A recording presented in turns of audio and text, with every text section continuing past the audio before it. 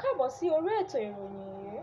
Ẹ jẹ́ kí a sáré gbọ́ nǹkan tí ó ṣẹlẹ̀ ní ẹ̀rín Lizzy Anjorin àti Tọ́pẹ́ Àlàbí tí ó ń lọ lọ́wọ́lọ́wọ́ yìí. Ẹ jẹ́ sáré wo.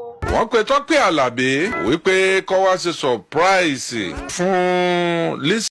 Gbogbo àná láti wo fídíò nígbà tí wọ́n pe mọ́mí wa, àǹtí wa àti sísá wa Tọ́pẹ́ Àlàbí ní kó wá kọrin fún Lizzy Anjorin ní ọjọ́ ìbí rẹ̀. Wọ́n sì ti bá mọ́mí wa sọ̀rọ̀ nípa owó náà sì jẹ́ 2.5 million naira. Wọ́n sì fún mọ́mí wa Tọ́pẹ́ ní owó iṣẹ́ tí ó fẹ́ lọ ṣe. Nígbà tí mọ́mí Tọ́pẹ́ Àlàbí sì débẹ̀ tí ó sì rí pé ṣọ́ọ̀bù Lizzy Anjorin ni, ó sì kọ̀, ó sì lóhùn wọlé póun ò ṣe mọ́. Àwọn ènìyàn tí ó fẹ́ surprise Lizzy wá wò pé kí ló ṣẹlẹ̀, kí ni ó máa mú tí mọ́mí wa Tọ́pẹ́ máa fi ní òun ò wọ inú ṣọ́ọ̀bù Lizzy Anjorin, pé kí ló ṣẹlẹ̀, pé ṣé ó ní ìjà tí wọ́n ti jà tì ní dàbí ó ní nǹkan tí wọ́n fi ṣe ara wọn tẹ́lẹ̀ tí àwọn ènìyàn kò gbọ́. Bí wọ́n ti ń sọ ni mọ́mí wa ó sì dá owó padà, ṣùgbọ́n wọ́n ní kò dá owó náà padà ní ọjọ́ yẹn. Ó dá owó padà, ó sì lóhùn sí. Nígbà tí Lizzy gbọ́ pé mọ́mí wa Tọ́pẹ́ Àlàbí lóhùn ò ṣe iṣẹ́ tí wọ́n ní kó ṣe, ó sì ní ẹ bá ti pe àwọn olórin mùsùlùmí nígbà tí ọkọ òun jẹ́ aláàjì, pé ká ní pé ẹ pe àwọn olórin tí ó fẹ́ràn òun tí òun náà sì fẹ́ràn wọn bá ti wá ṣe é, pé ẹ̀yin náà tún dára yín láàmú, ẹ bá ti sọ fún mi kí n pe mọ́mí wa Tọ́pẹ́ fún ara rẹ̀ kó wá, pé kò tẹ̀lé wá gba kọ́bọ̀ lọ́wọ́ òun nígbà tí yóò fi wá ṣe iṣẹ́ rẹ̀. Níbi tí a ti sọ̀rọ̀ lọ pé kí ló dé tí mọ́mí wa Tọ́pẹ́ Àlàbí fi ní òun ò ní ṣe kíní yìí. Wọ́n wá ní bóyá torí owó tí ó pọ̀ jù, pé 2.5 million yẹn ti pọ̀ fóun ní ọmọ kékeré yẹn kí ó máa fóun náà ní 2.5 million. Mọ́mí wa sì kọ orin kékeré kan láti fi dá Lizzy lóhùn tí a ó máa wo fídíò orin náà ká gbọ́ nǹkan tí mọ́mí wa sọ, nítorí pé ó sọ ọ̀rọ̀ àsọjinlẹ̀ níbẹ̀ tí ó jẹ́ pé òun nìkan ni ó yé tí kò yé ọmọ ènìyàn kankan. Ìdí ọ̀rọ̀ tí à ń sọ yìí kò sẹ́ni tí ó mọ̀ rárá. Ó yé Tọ́pẹ́ Àlàbí fúnra rẹ̀ àti Lizzy, torí kò yé ọmọ Nàìjíríà. Ṣùgbọ́n a ó máa play fídíò fún yín kí a wo orin náà tí mọ́mí wa fi dá Lizzy lóhùn. Ṣé nǹkan ni ẹni afẹ́ là mọ̀, a ò kúkú mọ èèyàn tó ń fẹ́ nípa, torí náà bọ̀rẹ́ dénú òbí ò dénú, yá mọ̀nú ẹ kó o mọ̀ wọ́n ara rẹ, ṣòre níwọ̀n kó o fọgbọ́n ṣàyé, oore pẹ́ kò pẹ́ aṣiwèrè ń gbàgbé, àwọn tádìyẹ ò dá lóògùn nu wọ́n ń fọ́ ẹyin mọ́nú adìyẹ, torá gbẹ́gi lérè ìka wọn ò mọ bára ń rogi o.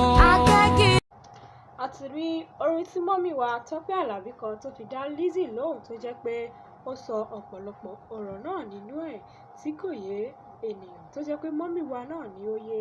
A ó tún máa tẹ̀síwájú lórí ètò ìròyìn. Ó dàbọ̀.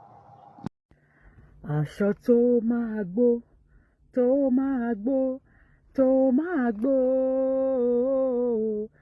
kò ní báyé mi jẹ́ bọ̀rùn mi jẹ́.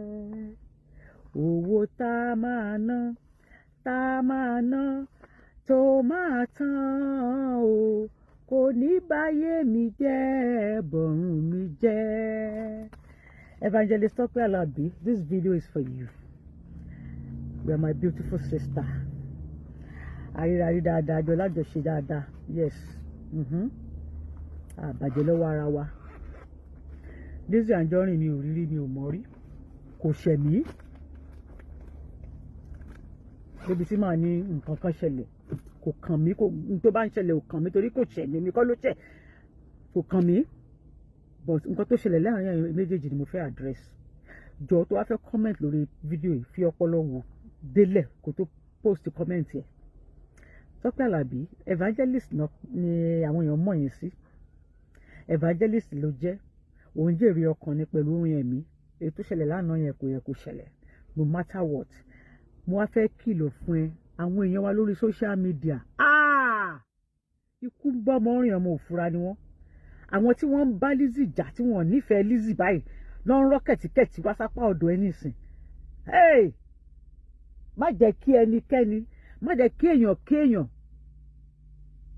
má jẹ́ kí wọ́n ta epo sí aṣọ àlà ẹ̀ tó o bá lọ sí kí ló ń pè crusade tí wọ́n ní òkè gbogbo ẹ̀yin ẹlẹ́ṣẹ̀ tẹ́fẹ́ fàyè yín fún Jésù ẹ bọ́ síta o kọ́ máa wá jáde lẹ́yọ kọ̀ọ̀kan ṣó ó máa tì wọ́n sí dànù ni à ń bèlè tàsé birthday surprise ni wọ́n sanwó pé kó lọ ṣe gbogbo yẹn ò necessary gbogbo drama yìí bá ti máa wáyé kò sẹ́ni tó lè sọ ẹni tó bá ti bẹ̀rù èèyàn ju Ọlọ́run lọ wàhálà ti wà nìyẹn kò séèyàn tó lè pè é pé ẹ lò ó má bọ́lẹ̀ alẹ́ ìjì ni mo kàn sọ ni omi sọ pé àwọn èèyàn ló pè é pé kó má bọ́lẹ̀ o kò sẹ́nibọ̀dì tó lè pè é pé má bọ́lẹ̀ ńbẹ̀ yẹn má ṣe surprise fún tó yẹ kó dálé wá ní ẹ má wọ̀rì tó bá wọ bẹ̀ yẹn orin tó máa kọ gan wàá kọ orin débi wípé Lizzy gan máa wà emotional orin ò gba ní 2 seconds láti form ńbẹ̀ yẹn láti compose eléyìí ò ṣe dáadáa tó bá jókòó relax jókòó gbogbo orí social media wá rí wípé àwọn tí wọ́n ń bá ọmọbìnrin yẹn jà báyìí nísìn